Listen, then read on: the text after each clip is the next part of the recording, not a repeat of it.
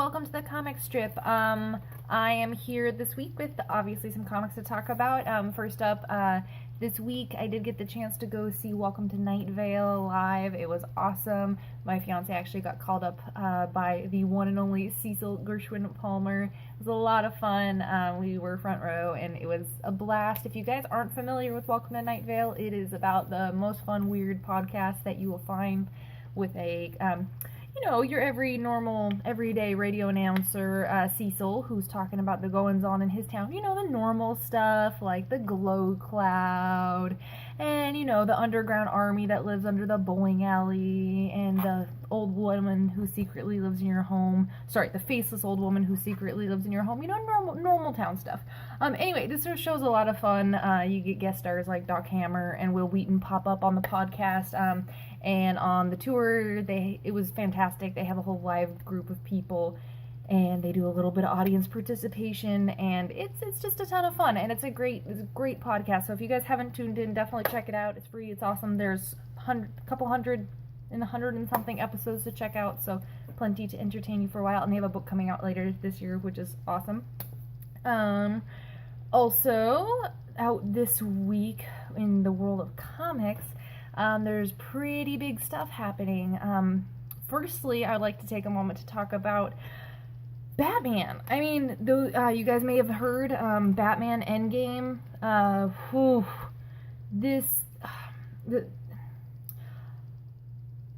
It is not just Endgame. That the whole Scott Snyder, Greg Capullo journey that they've taken with Batman has all kind of felt like it's been leading to this particular moment. And it is so crazy. Scott Snyder is first and foremost like a horror comics writer when he's awesome at that, and it's definitely, this is, the closest to a horror comic that Batman is. I'm surprised it's still getting away with this little teen rating that it has down here. This is really intense. It is incredibly brutal at times, but it is a hell of a Batman story. This is one that I really think is going to be one that they'll be like, oh, you want to read Endgame? But it's their whole run. They've been telling such an amazing story, and I know that it's been different arcs and stuff, but it all feels like it has been leading to this moment, and this moment is insane. It's crazy. It just, the sheer ending. I won't lie, I cried during this. As you guys know, I cried during a lot of comics, but this is a Batman story for the ages, and if you guys aren't reading Batman month to month or whatever, that's fine, but take the time, read this run, the Scott Snyder, the Greg Capullo run of Batman, and it's worth it all the more for going down that whole journey with them. You can read Endgame on its own and you will enjoy a good story. You'll enjoy a hell of a good story, but really the whole continuation of that story from start to finish, since the New 52, this has been an incredible tale, and I don't know what's going to happen next. I mean, I've heard on the news. I'm not going to talk to you guys about it because, but definitely if you guys are reading Batman, please, this Saturday, you need to go to Free Comic Book Day and pick up the Free Comic Book Day issue, because there is going to be stuff dealing with important Batman continuity, and it's really important, and it's going to help tie things together, so please, Free Comic Book Day. Oh, yeah, Free Comic Book Day plug.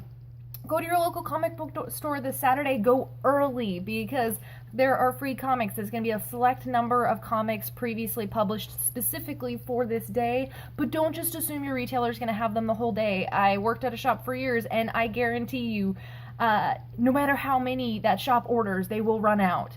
And whatever limits they might put on, that's up to them, but go early, get them, support your shop, pick something up while you're there, because while those comics are free to you, they still have to pay for them, and it's a really cool holiday, and I would love to see it keep going. So support your local comic shop, go out to Free Comic Book Day, and read some fucking Batman. Okay, end of aggressive. Whew, sorry, I got into it there for a moment.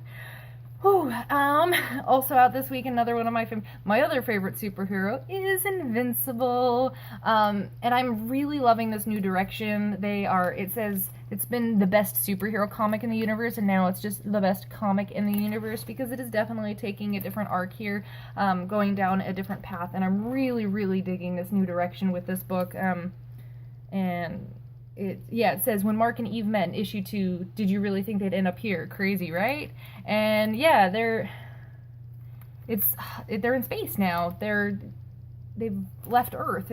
That's not a spoiler. That's kind of a whole new direction that they're taking this, but I really love this book, and this book never disappoints me, and it always kind of blows my mind. And seriously, Battle Beast and Thrag have been fighting for like 10 issues or something, and I don't know what I'm gonna do when they stop, because it's just kind of become one of the most awesome things where you just open a page and you're like, oh god, crazy intense fighting. Ryan Otley knows how to make things gruesome and intense and awesome, and Robert Kirkman certainly knows how to write it, and that is one of my favorite books right there. Invincible. One of the best comics in the universe. Best comic in the universe.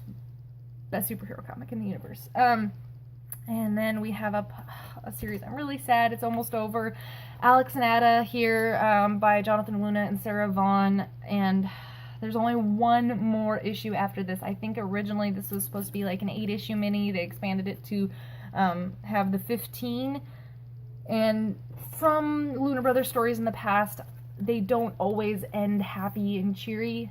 So I'm not expecting happy and cheery things from this book, but I would love for, I'm really interested to see how they end it, and I hope it has even if it doesn't have a happy ending, I hope it has a good ending, and because this is one of my favorite books coming out right now, a fantastic limited series, and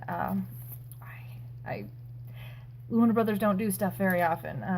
Joshua Luna a couple years ago did a series called Whispers, and Jonathan Luna is doing this now, but when it stops, it's going to be over, and they're going to be some of my favorite creators, so I like to see them in books, especially doing really cool stuff like this. So yeah. Then we have up long-running comic that I love. Morning Glory is already up to issue 45. I say already. I've been reading this comics kind of since the beginning of my comics career. This is the first comic that I picked up from single issue 1, and have read continuously since then. I've had some that I've jumped on and off here and there, but this is the first one that I was like, this looks cool, I want to check it out, and have been on board ever since. I love this book, and it is crazy, and it's like, even this cover going on right here, there's some really crazy stuff going on. This issue focuses on Jade here, and we're almost halfway through the series. We're issue 45 of what's going to be a 100-issue story, and there's a lot that you discover through this book that from issue 1 you're like, I feel like I will never have any idea what's going on. It is, many people call it the lost of comic books, because there are so many crazy plot twists and strange sci-fi things that do happen within this world.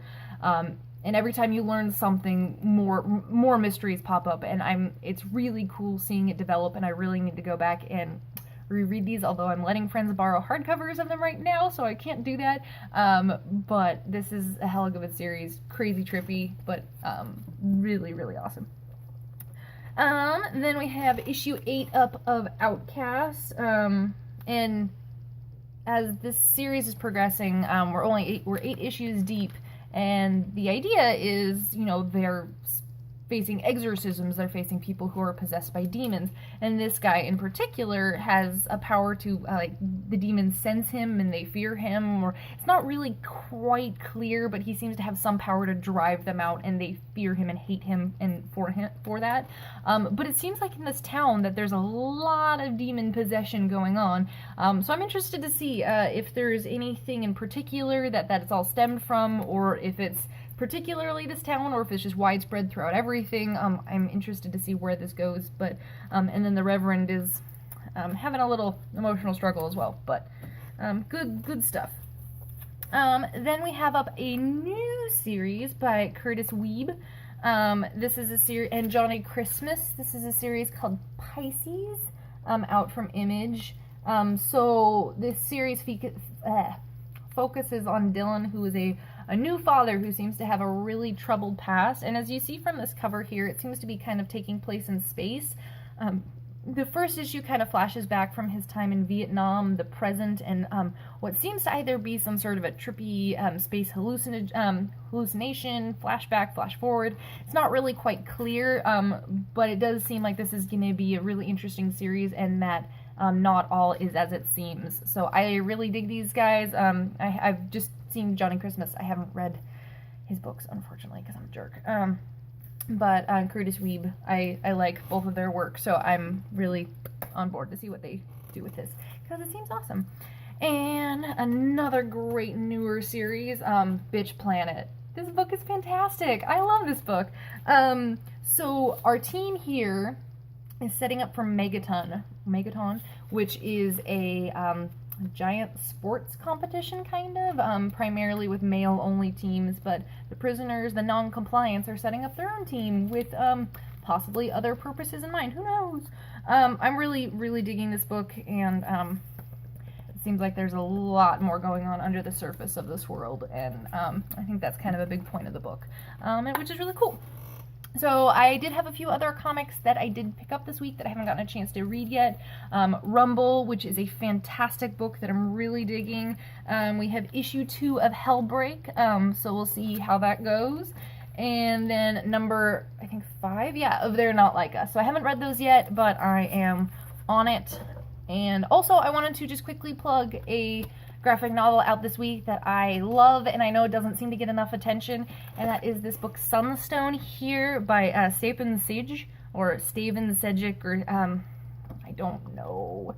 I can't get a clear answer. I've tried. But anyway, so yeah, interesting cover here. For those of you who don't know about Sunstone, it is a really, really charming romantic comedy with misadventures and some BDSM. I will be honest with you, the back is specifically tagged romance erotica, so those of you who have a little bit more delicate sensibilities, aren't looking for mature themes, this one's really not for you, but for those of you out there who like a fun, quirky love story and are open to learning more about BDSM in a positive, awesome light, it is, as my guy said, it is the BDSM movie that should have been made, not 50 Shades of Grey, because this story features 2 willing, happy adults who pursue this because this is something that they both enjoy.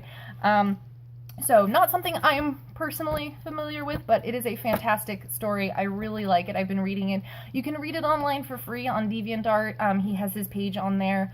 But it is a great book. It's $15.99 for the second trade, and he has up to chapter 4 online. I really like this story, and it's charming. It's quirky. Yes, there's sex in it too, but it's a very fun book, and I highly recommend it. Anyway, so yeah, I think that's it for me tonight. So have a good week. Let me know what you guys are reading. If you guys have anything cool, any new trades out that I've missed, or any cool new books you're coming out that you're excited about, let me know. Drop it in the comments or what have you.